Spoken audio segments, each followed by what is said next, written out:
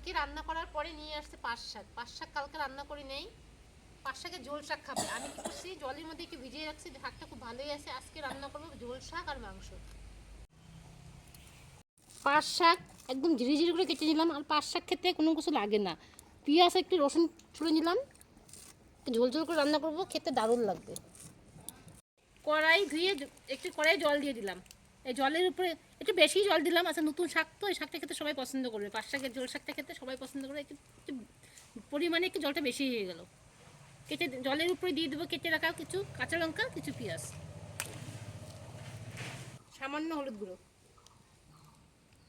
বলক উঠে গেছে, এই জল বলকটার উপরে দিয়ে দেবো কেটে রাখা পাঁচ শাক, স্বাদ মতো লবণ দিয়ে দিলাম। ঝোল শাক জাল হয়ে গেছে, এখন নামিয়ে দিয়ে সম্বার দিব। দিয়ে দিলাম কয়েকটা শুকনো লঙ্কা, কয়েকটা থেতো করা রসুন, রাঁধুনি সস, লাল করে ভেজে নেওয়ার পরে দিয়ে দিব পাঁচ শাকের ঝোল শাক।